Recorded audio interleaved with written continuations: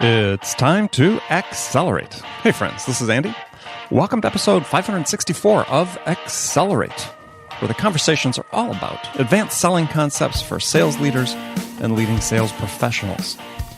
Joining on the show today is Chris Smith. He's the CEO of Curaytor, and author of the best-selling book, The Conversion Code. And in our conversation, we're going to talk about why close rates in sales are so low and the steps you can take to improve them. We're also going to talk about the growing importance of developing a strong personal brand for yourself and why this really become more essential as we look into the future. If you'd like to see the summary notes for this episode, go to andypaul.com/564. As always, we provide a timestamp breakdown of this and all conversations on Accelerate there.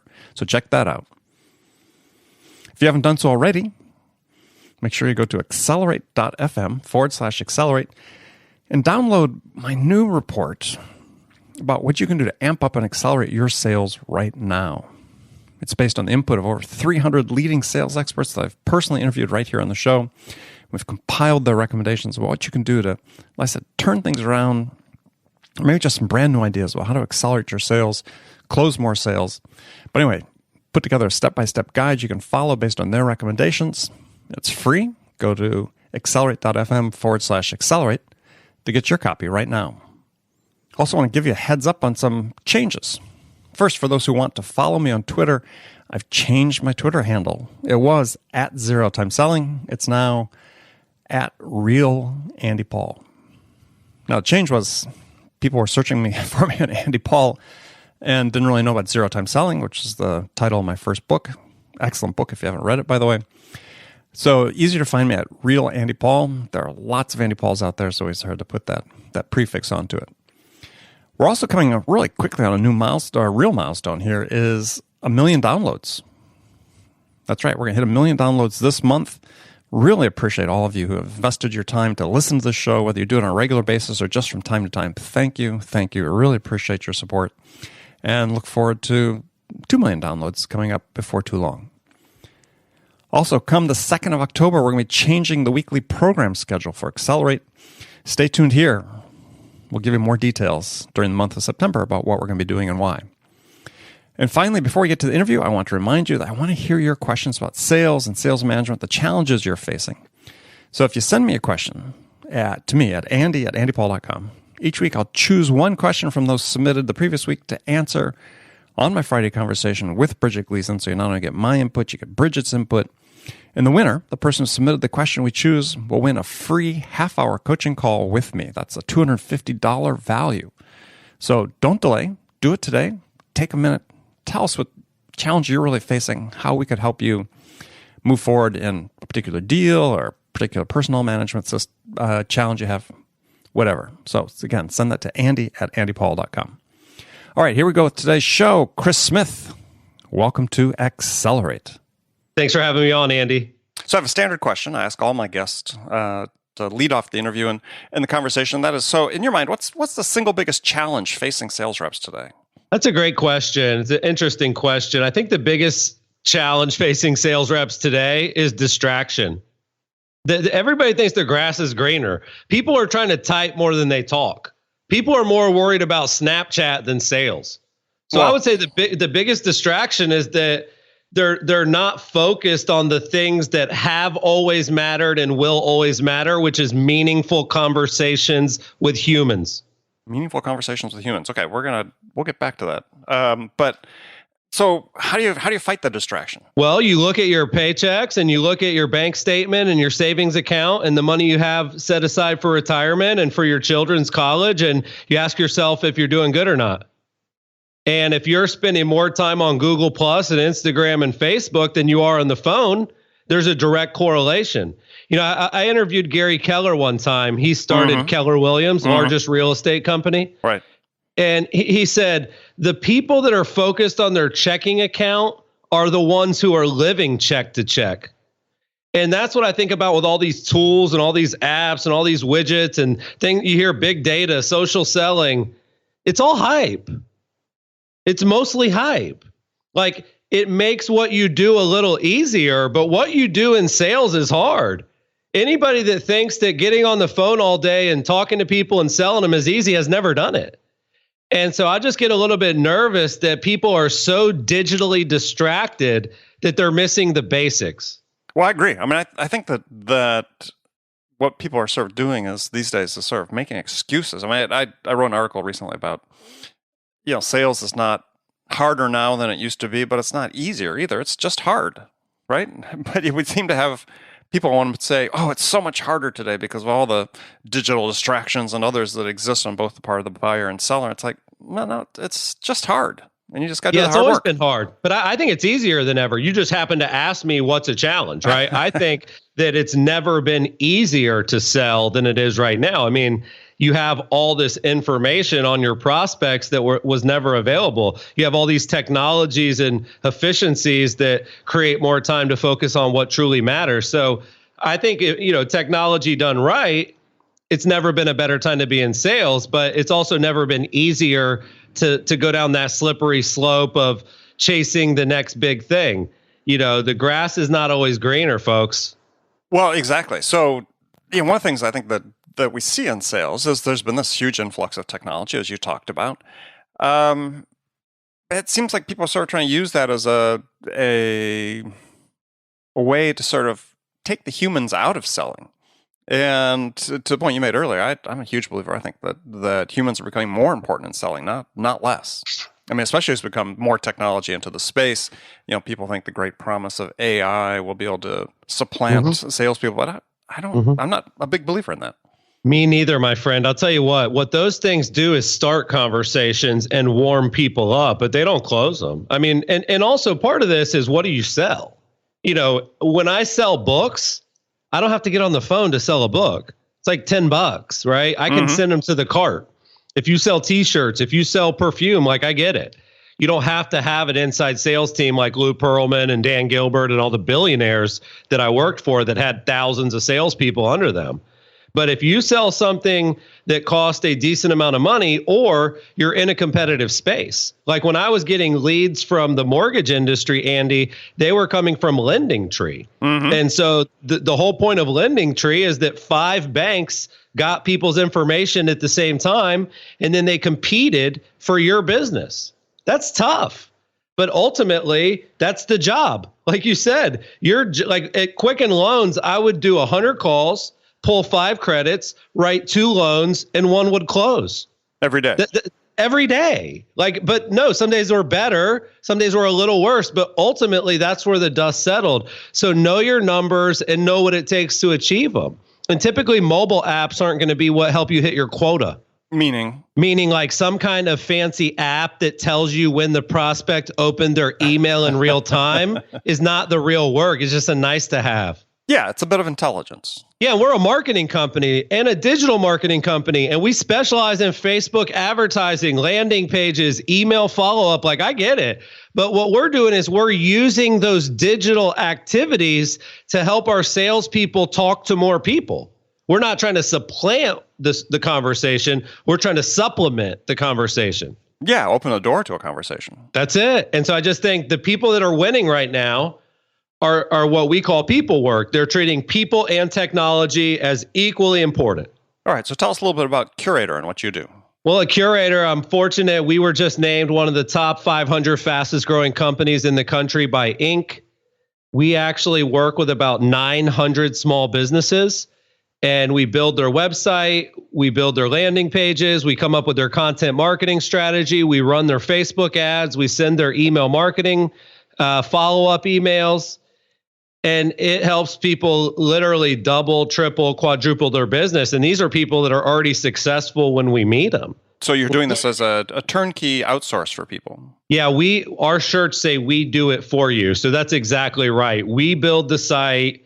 We give you the tip. Like, we have 2 packages where you have somebody full-time or not doing your marketing. We have a platform and we have a person. But even if you get the platform, our team is doing 90% of the heavy lifting. We kind of, small business owners don't have a lot of time to waste and a lot of money to waste either. And so if you can copy and paste an ad that just got 1,000 leads for somebody else that does what you do, that's going to be your preferred method.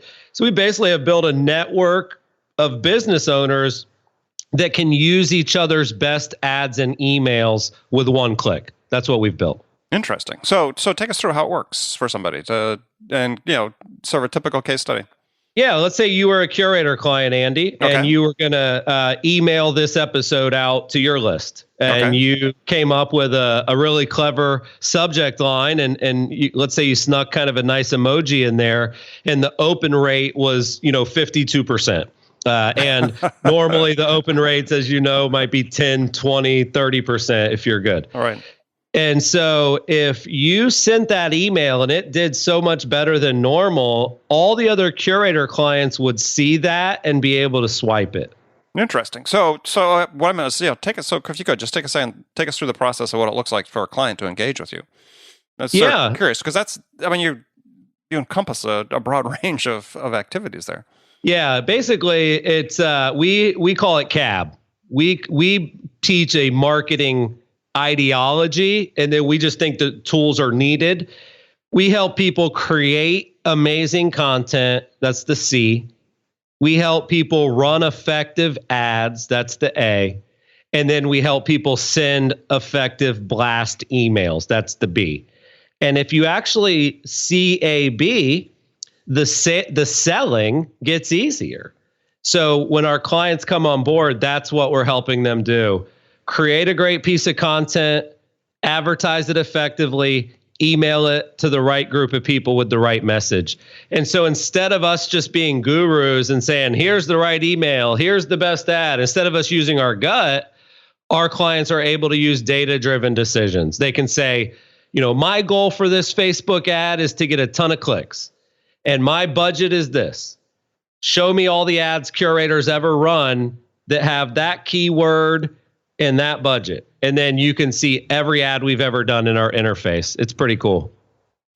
So really what you have, it sounds like, is really a community. I couldn't explain it better than just that word. What I really would love our homepage of our website to say is stop marketing alone. So why doesn't it? It will. Okay. It will as soon as I call my marketing manager. I was going to say, you're the CEO. Why doesn't it? I know. No, I get it. All right. So who's your ideal client profile? We help the best get better. So we're looking for successful small business owners who don't have the time to kind of dominate digital. If you'd rather focus on people than passwords, we're the right company for you. But we charge over $1,000 a month. So we're not like it's not like you're buying a CRM, like you said. It's a community. It's people helping you.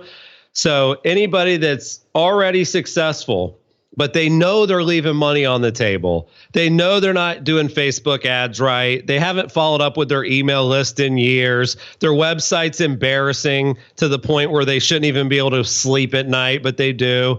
Like, we want people that are really successful offline already, and then we put the gas on the fire. Okay.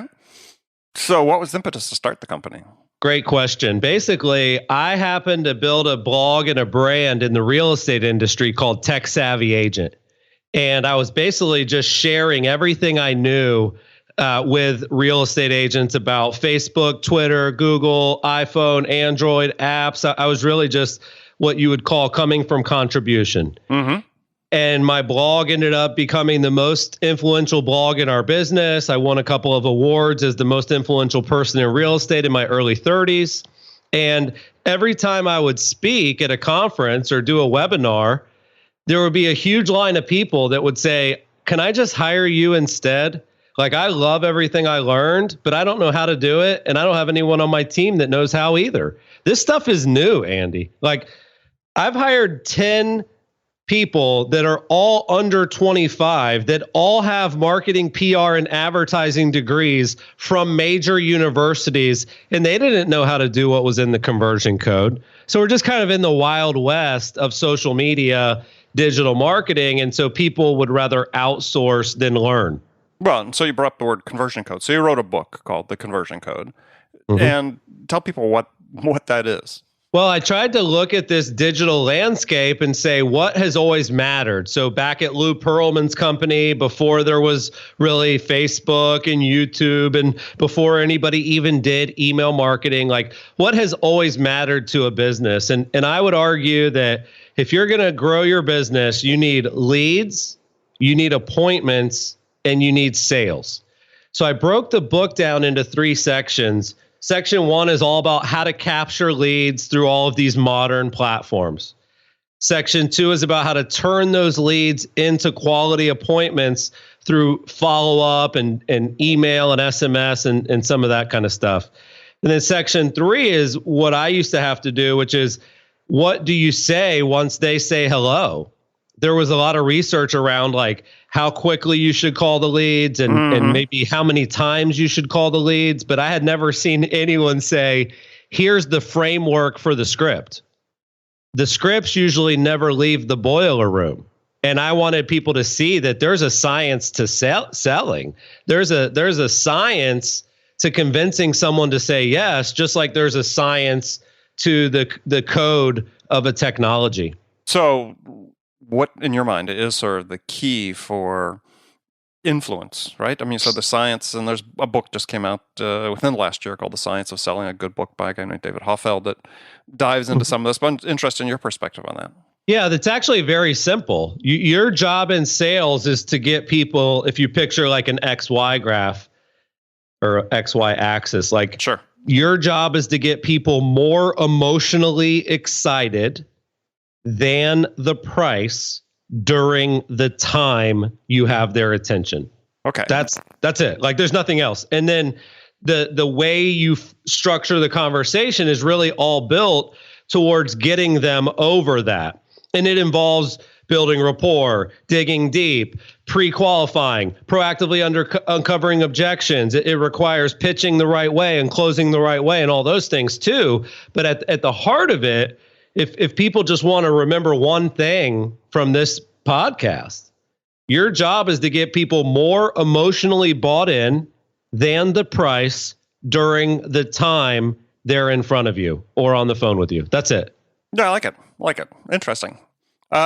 Yeah, one point you say that business world is moving away from belly to belly interactions, but a lot of your customers, you said, came out of the real estate industry. I just presume a high fraction still do. I mean, that's still a business that's dominated by person to person selling, though. Absolutely, but the difference is that if you're not good on Zillow, you're not going to see them at the showing. If you're not good on Facebook, you're not going to meet them at Starbucks. If you don't have a great web presence, they're never going to come to your open house. So the belly to belly is still going to matter a lot, but there will be less at bats for the people that are great at belly to belly if they don't take the internet more seriously. What's going to happen in our industry, and it already does, Andy, probably a lot of industries, 7% of the realtors are doing almost 93% of the deals. Sure. Remember it used to be 80-20? Sure. Well, to me, technology and the internet, what it does is it accelerates greatness. It actually magnifies greatness, but it also magnifies mediocrity. So if you sucked at real estate before the internet, now we all just know you suck. But if you were great at it before the internet, now it's much easier to figure that out too. So the cream is rising to the top. The people that are the best are going to, it's sort of like separation Saturday in college football. You know, we're already beating you and now we're going to get a bigger lead. It really is, the best are going to get better and better. And companies are going to be less and less okay with average and underperforming reps, which in the past, especially in real estate, it's like everybody has a license, Andy. It's like you go knock on 3 doors and one of them's an agent and they help their cousin and their brother, every 4 years. And it really puts a bad reputation out there for the ones that are great. Just like any other sales. I love sales and so do you. But if I go run a Facebook ad about a coaching tip in sales, I got people telling me to go hang myself and that I'm one of the worst human beings on the planet. Really? So we just need to understand how people perceive us. And so what I try to do is overcompensate for the fact that people think salespeople are shady. I try to out earn their respect, by having beautiful websites and great marketing and a great product and great customer service. Sales is really just one piece of a bigger pie, right? Right. Well, one of those pieces, and I listened to an episode of your podcast you did on building a brand, and we've had a lot of guests on this show to talk about brand building, mostly from a personal brand standpoint. And I'm sort of interested in your opinion. I mean, do you think that the whole personal branding thing is overplayed at this point? Well, it's out there a lot. I think one thing people have to do is be self-aware. Like, should you, like, just because you can be on camera, should you? Just because you can have a podcast, should you? Just because you could write a blog, should you? Like when we interviewed Gary Vaynerchuk, he's one of the pioneers of personal branding. Exactly. And we said, Gary, how do you stand out? If everybody has equal access, what happens? He said, talent matters. Like, so it's sort of like when you're growing up and you're a kid, you think you're going to be an astronaut or an athlete or an actor. And then you realize that, oh, that's really freaking hard. My success rate in those industries is 0.001%. I might want to go do some other stuff just in case. And that to me is sort of like when I look at the branding and the personal branding, like I get it and I understand, but I've actually never been as big of a fan as building a personal brand as a real brand. Like when I built Curaytor, when I built the conversion code, when I built calls, like when we launch these brands, I feel like there's way more value in a non-personal brand because it's transferable. No one's going to buy Chris Smith for $1 billion. Does that make sense, Andy? Sure. Well, and interesting, you also then talk about and to your point, I think here is that too often you see companies that spend too much time focusing on the brand versus just getting in the market and playing, finding out where they are, who they can sell to, who the customers are. And then, as you talk about, you're doing with Curaytor, now you're spending more time focusing on building your brand. Exactly. If you don't have a business, you don't have a brand. Like the way we drew it out, we're doing a webinar on this, so it's really top of mind for me, is that you have to build a great business, and then that creates a brand, and then you have to actually market what you did to build your great business, and that builds your brand more, and then that brings you more business, and that builds your brand more, right? Mm-hmm. So it's sort of like dominoes. But yeah, the first domino of building a great brand is actually running a great business. Yeah, I think people get so distracted by this idea of sort of that they see oftentimes through content, podcasts, blogs, and so on, is that that the brand is, you lead with the brand, and you just can't stress enough is you gotta get into the market and find out what it is you're selling. You don't really know that till you're trying to engage with customers. Well, let's be honest, Andy. The people that most people look up to and admire online, they've got that part down, right? Like Ty Lopez ain't posting on Instagram for fun. He's trying to make money. You know what I mean? He's very freaking specific with that. So it's like, yes, he's building a personal brand so that his business grows. And I think that has been sort of my mindset, and maybe the kind of Gary V mindset is that, like, we love social, we love engagement, we love our community, we love helping. But if we're keeping it real, we mostly love it because it grows our business. Nothing wrong with that. I'm willing to admit it. Yeah. I mean, it's okay to be service oriented if the goal at the end of the day is still you're going to make money. I mean, you're helping somebody else make money and be successful. So there's no problem with that. Yeah. I remember I heard a guy named Jason Fried years ago. He's from Basecamp. Right. He has a great book called Rework. They have a new podcast out. And he said, the sooner you start trying to make money online, the sooner you'll be good at it, because nobody's good at something when they start. No. So if you haven't even really been purposeful yet, if you've just been passive, you really have no idea what could happen. Yeah, I couldn't agree more. Something else that was interesting, I saw that you had written about not that long ago, that is a little digression here, but is something that you see reading more and more about in sales space, is use of text to engage with customers. Yeah, it's funny. The people get so emotional about this topic. Like I'll talk to people and I'll be doing a big seminar, and 90% of the room will totally understand that people check their text more than their email. It's not that complicated. But about 10% of the people are like, I don't know if it's professional.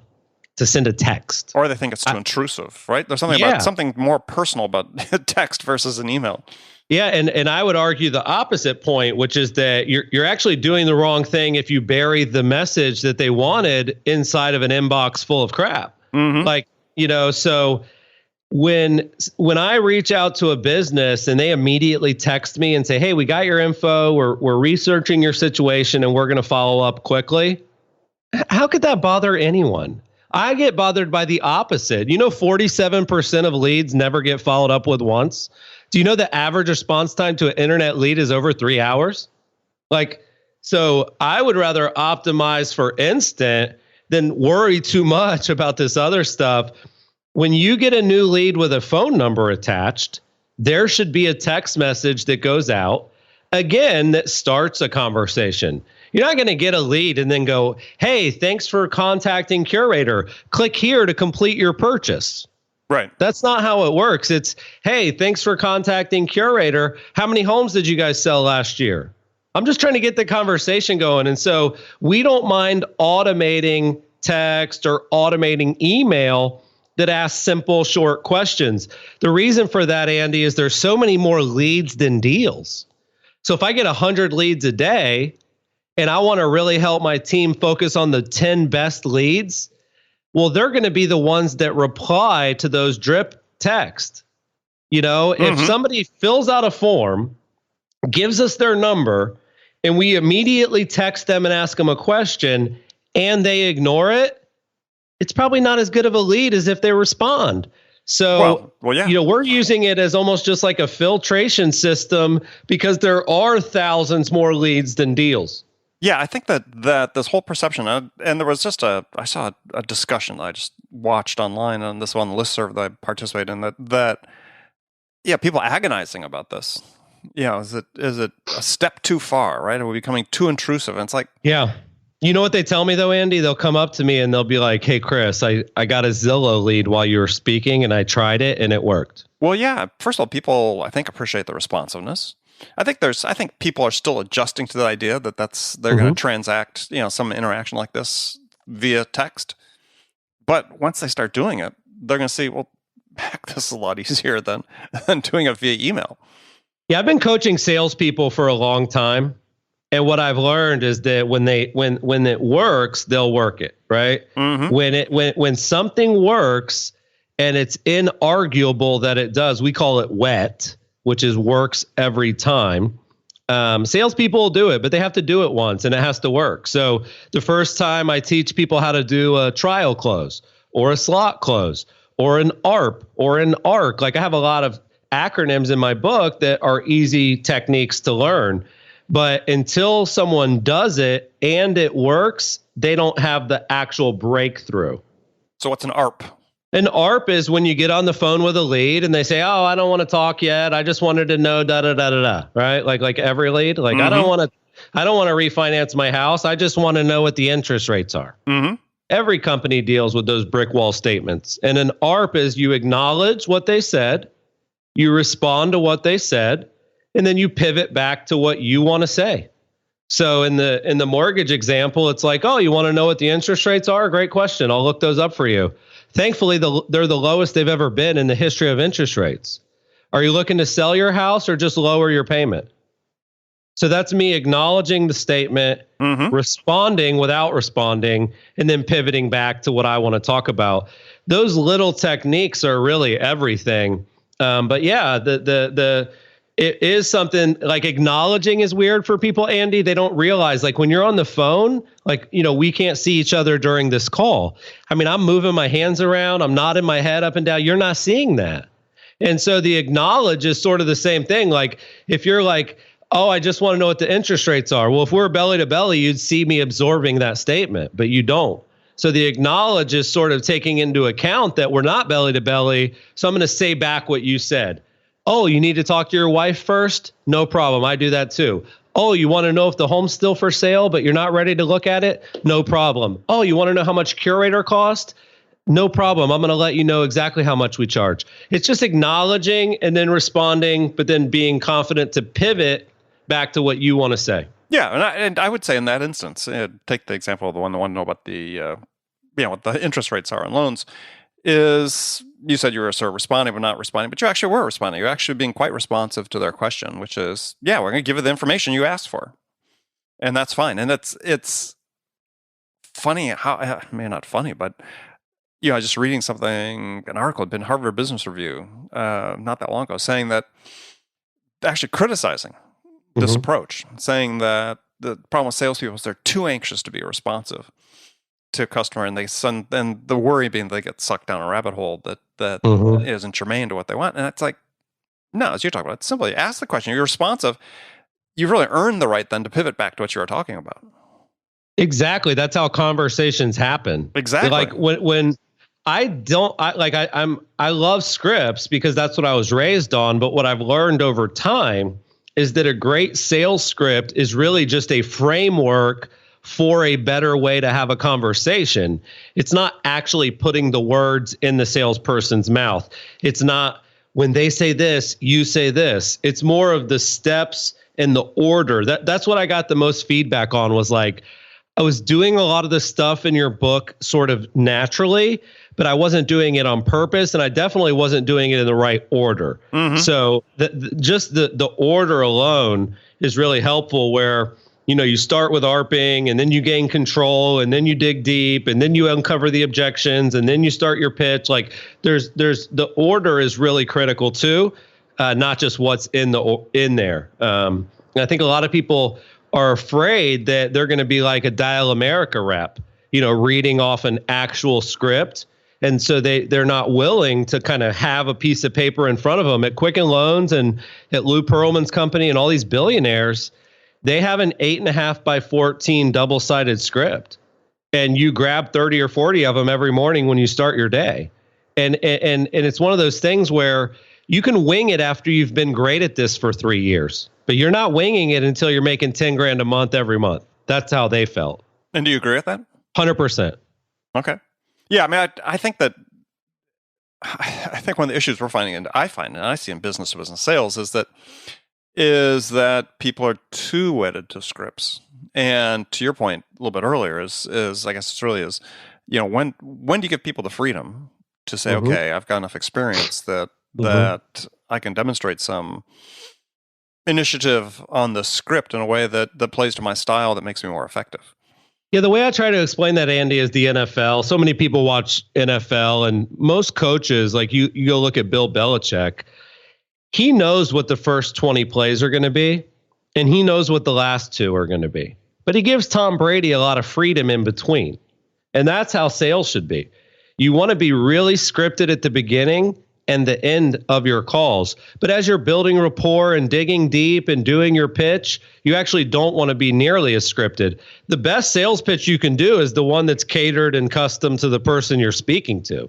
So I could never tell you the order of that, right? When you dig deep, I have a thing called the digging deep technique. It's actually 100% questions based on the answers to the questions.